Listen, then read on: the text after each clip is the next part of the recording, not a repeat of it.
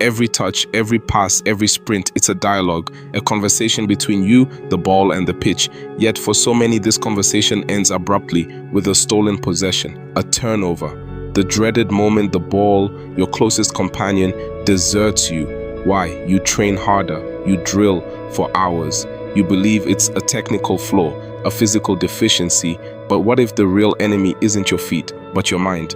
What if there's a hidden mechanism, a silent saboteur dictating these moments of surrender? Today, we unlock the secret, a predictive mental model I call the anticipatory feedback loop. This isn't just about reacting, it's about predicting your failure before it even manifests. And at the end of this journey, I'll reveal one tiny, often overlooked secret that will transform your relationship with the ball forever. A secret that, once understood, makes losing possession almost impossible. The steps: mastering the anticipatory feedback loop. The anticipatory feedback loop is a self-fulfilling prophecy.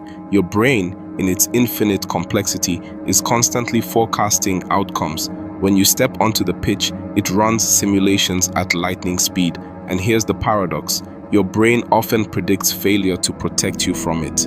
But in doing so, it primes your body to execute that very prediction. Step 1. Decoupling the threat response mechanism. Imagine a defender pressing. Instantly, your brain registers this as a threat. Your sympathetic nervous system kicks in.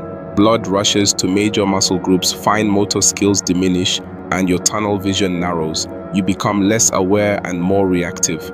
The ball, once an extension, now feels alien. This isn't just nerves, it's a primal defense mechanism overriding your skill. Actionable drill. The pressure cooker perception drill. Set up a 10-meter grid. Place 2, 3, even 4 passive defenders within it. Their goal isn't to win the ball aggressively, but to constantly occupy your peripheral vision, applying visual pressure. Your goal is to navigate the grid, maintaining possession, making accurate, quick passes to a target player outside the grid. Focus not on evading them, but on observing them. Notice their movement, their angles. Train your brain to differentiate between a true threat and perceived visual noise. Do this for 5 minutes, then rest. Repeat 4 times. This recalibrates your threat sensor. Step 2. Sculpting the micro-decision matrix. Every touch is a micro-decision. Dribble, pass, shoot, hold. Most players operate on a "what do I do now" basis. Elite players operate on "what are my 3 best options and which one is already opening." The anticipatory feedback loop thrives on ambiguity. The more options you've already pre-processed, the less work your brain has to do under pressure.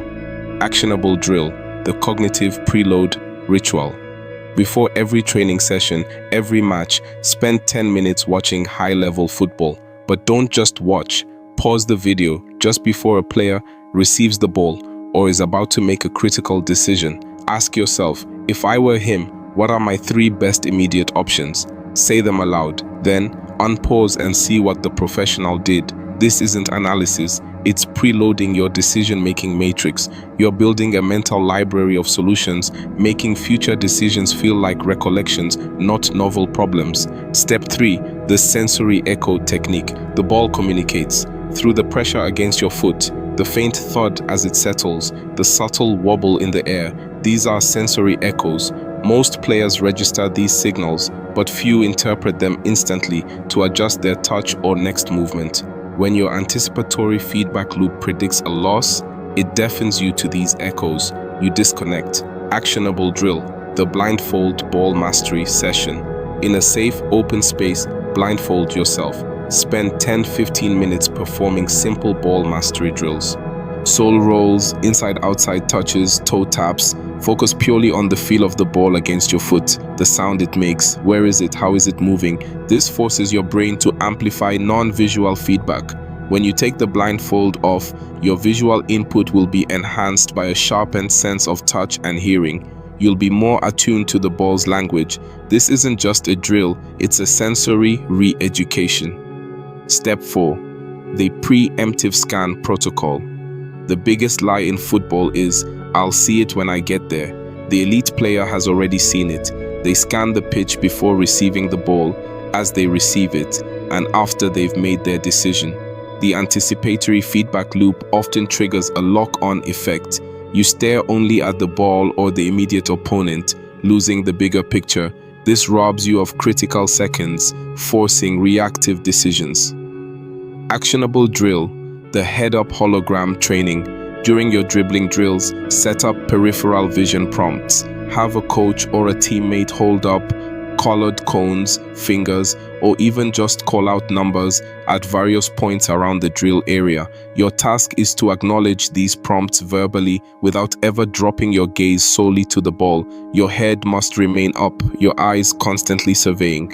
This builds a mental hologram of the pitch, allowing your brain to predict space and pressure, dissolving the fear of the unknown. You've learned to decouple threat, sculpt decisions, hear the ball's language, and see the whole pitch. But there's one final profound shift, a micro-adjustment that collapses the negative anticipatory feedback loop entirely. Remember that bonus secret I promised? It's simple, so simple, it's often dismissed. The secret is this: treat the ball not as an object you control, but as a living entity you protect. When you shift your mindset from, "I must not lose the ball," a fear-based thought that feeds the negative loop, to "I must protect my partner," a purpose-driven thought, everything changes. Your body language shifts.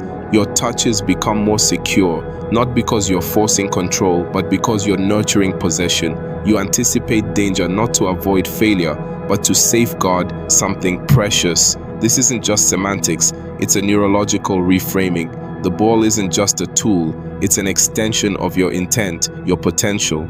The greatest mastery isn't in what you conquer, but in what you become unified with. This is where players evolve their mind, not just their skills. If you're ready to transcend the ordinary, to unlock the hidden potential within your game, then subscribe now. Join a community dedicated to mastery, motivation, and unlocking the very best version of yourself on and off the pitch. This is just the beginning of your evolution.